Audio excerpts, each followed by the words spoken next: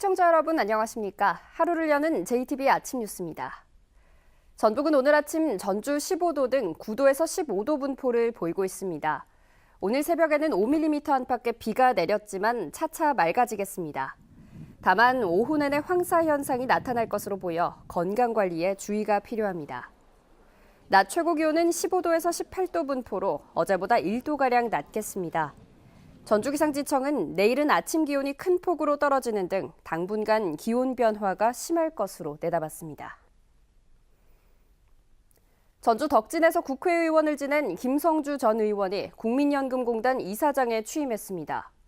김 이사장은 전북을 제3의 국제금융도시로 만들고 연기금 전문대학원을 설립해 기금 운용 인력을 양성하겠다고 밝혔습니다. 하원호 기자입니다. 김성주 신임 이사장이 가장 먼저 강조한 건 신뢰회복이었습니다. 정치 권력과 경제 권력이 국민연금을 유용한 국정농단 사태를 거론하며 외부의 부당한 간섭과 개입을 막겠다고 강조했습니다. 외부의 부당한 개입과 압력을 배제하는 제도와 시스템을 튼튼히 만들고 의사결정 과정의 투명성을 강화해야 합니다. 이사장 자신의 예상 연금 수령액도 78만 원에 불과해 편안한 노후를 기대하기 어렵다며 얼마를 내고 얼마를 받을 것인지 사회적 합의가 필요하다고 말했습니다. 작은 도시에 본부를 둔 세계 여러 나라의 공적 연금을 거론하며 기금운용본부가 전주에 있어 제 역할을 못할 것이라는 일부의 우려도 일축했습니다. 우수 기금 운용 인력 확보를 위해 운용직의 처우를 개선하고 인력 양성을 위해 연기금 전문대학원 설립을 추진하도록 적극 노력하겠습니다. 전북의 농생명 인프라와 연계해 혁신도시를 금융타운으로 조성하려는 전라북도도 전북 출신 이사장 취임에 기대감을 나타냈습니다. 금융전문대학원 설립 등 금융 중심지가 될 수 있는 여건들을 만들어 나가는데 지금 최선을 기울이는 데 아마 큰 힘이 될 것으로 기대를 걸고 있습니다. 김성주 신임 이사장이 연기금 운용의 독립성을 높이고 최소한의 노후소득 보장을 위한 사회적 합의 마련 등 산적한 과제를 어떻게 풀어갈지 주목됩니다. JTBC 뉴스 하원호입니다.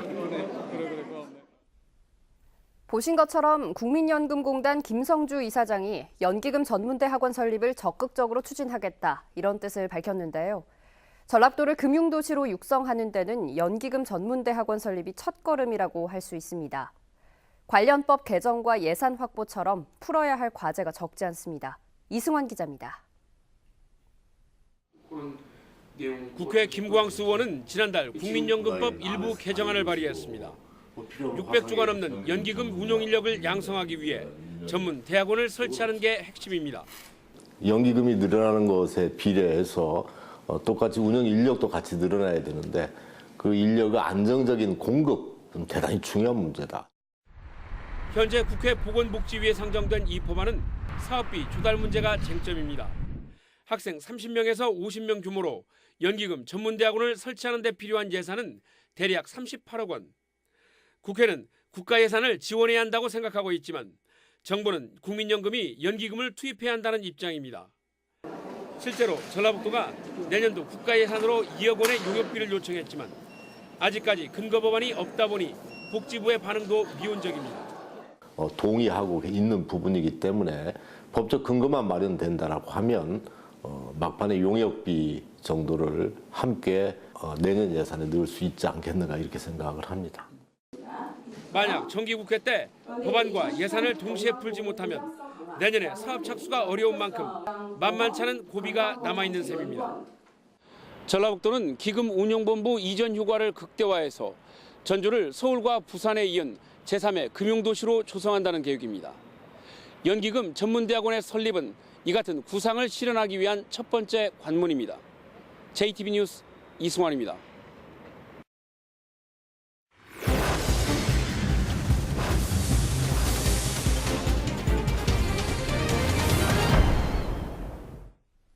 완주군이 군의원의 아들을 환경미화원으로 뽑는 과정에서 불거진 의혹에 대해 보도해드렸는데요.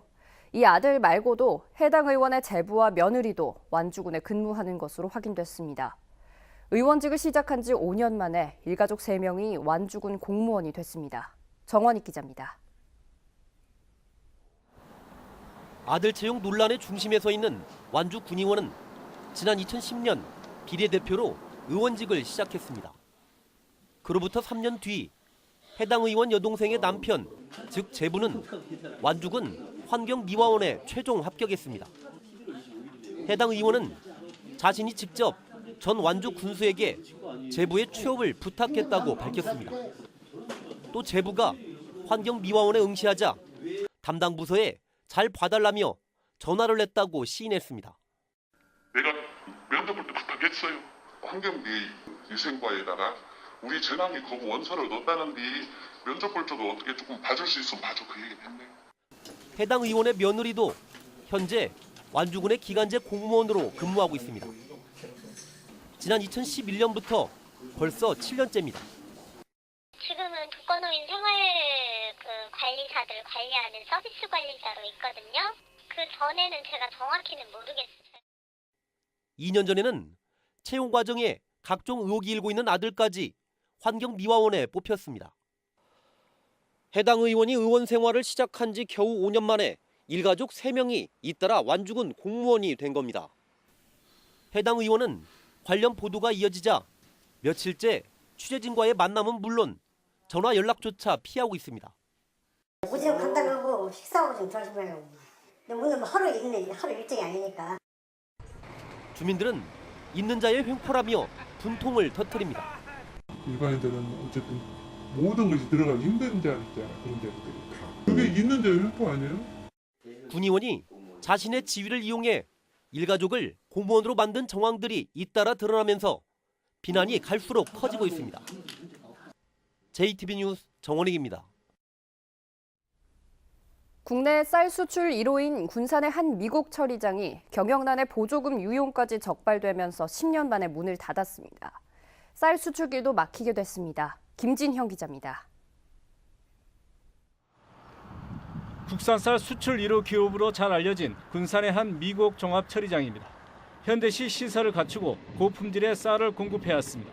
지난해까지 14개 나라에 해마다 5천여 톤의 쌀을 수출했습니다. 그러나 쌀 수출의 새 지평을 열었던 이곳 미국 처리장이 설립된 지 10년 만에 가동을 중단했습니다. 지난 2009년 현대식 시설을 위해 100억 원 넘게 투자한 게 화근이었습니다. 금융권에서 빌린 75억 원을 갚지 못하자 지난 9월 한 은행이 채권 확보를 위해 경매를 신청했습니다. 더구나 지난 2010년 현대화 시설 지원비 가운데 20억 원을 유용하다 감사원 감사에 적발돼 반납할 처지에 놓이면서 경영은 더욱 악화됐습니다. 미국 처리장이 가동을 멈추면서 당장 쌀 수출에 빨간불이 켜졌습니다. 올해 쌀 수출은 이미 중단된 상태입니다. 올해 수출은 이제 못 오지요.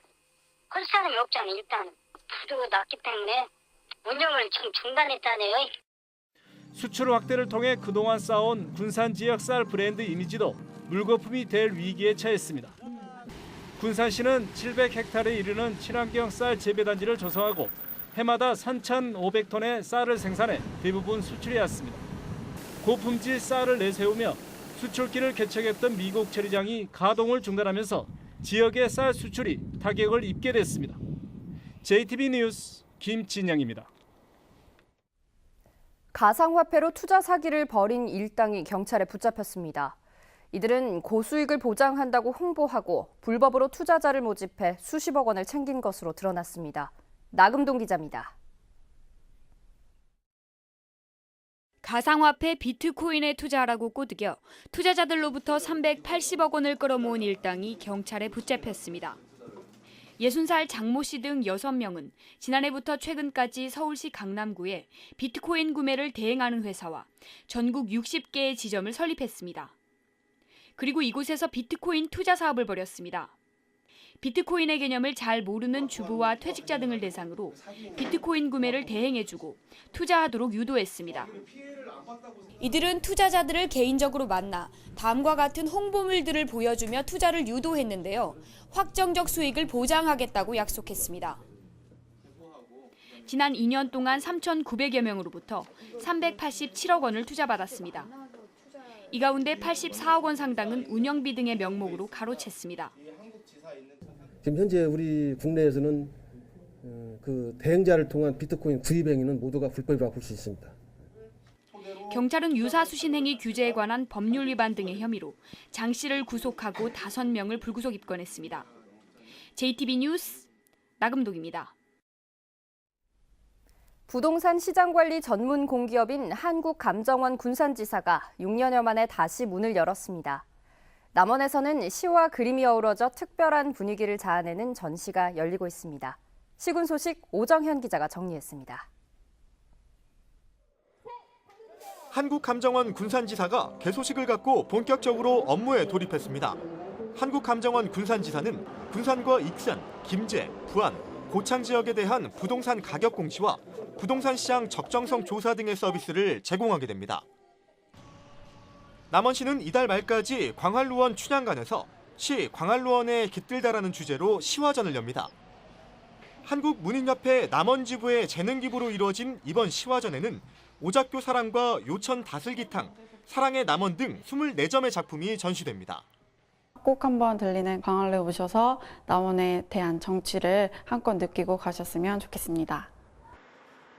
임실군의 노인종합복지회관 건립이 본격화될 전망입니다. 최근 국비와 도비를 잇따라 확보한 임실군은 지상 3층 680여 평 규모로 노인종합복지회관을 짓기로 하고 내년 3월 첫 삽을 떠 2019년 상반기 개관한다는 계획입니다. 무주군은 공공비축 미국 매입을 위해 도우미를 지원하고 있습니다. 70세 이상 고령농과 65세 이상 부녀농의 공공비축 미국 운송을 돕는 도우미는 직접 농가에 찾아가 쌀을 창고까지 운반하는 일을 하게 됩니다. JTB 뉴스 오정현입니다. 전북지방경찰청은 아들 명의로 사들인 땅에 소방도로를 내 땅값을 올리려 한 의혹을 사고 있는 정읍시의회 A 의원과 이를 도운 혐의를 받고 있는 공무원들을 검찰에 송치할 예정이라고 밝혔습니다. A 의원은 지난해 12월 정읍시 상동에 아들 명의로 1,300여 제곱미터 규모의 땅을 구입하는 과정에서 지자체의 허가 없이 형지를 변경한 혐의를, 정읍시 공무원 4명은 허위 공문서 작성과 직무유기 등의 혐의를 받고 있습니다. 전북연구원장 선임안이 부결돼 후보자에 대한 재공모가 추진됩니다. 전북연구원 이사회는 어제 원장 후보자로 추천된 3명에 대해 이사들 사이에 의견이 수렴되지 않았다며 선임안을 부결하고 전락도의 원장 후보자를 다시 추천해달라고 요청했습니다. 전락도는 전북연구원장 선임안이 부결됨에 따라 조만간 후보자를 재공모할 계획입니다. 전주시 선호송동의 성매매 집결지인 선미촌에 폐자원을 활용하는 업사이클 센터가 조성됩니다. 전주시는 선미촌에서 매입한 건물을 리모델링하는 방식으로 업사이클 센터를 조성하기로 하고 내년 6월부터 공사에 들어가 12월까지 완공한다는 계획입니다. 업사이클 센터는 유리병, 가구, 옷 등을 활용해서 재활용 가방이나 소품 등을 만들게 됩니다. 도내 특성화고 마이스터고 학생 7명이 국가직 지역인재 9급 공무원에 최종 합격했습니다. 이들 학생들은 행정직렬 5명, 보건과 임업직렬 각각 1명씩으로 내년 4월까지 수습직원으로 일한 뒤 9급 공무원으로 정식 임용될 예정입니다. 국가직 지역인재 선발은 학력이 아닌 능력과 실력 중심의 인재 등용과 공직 다양성 확보를 위해 지난 2012년에 도입됐습니다.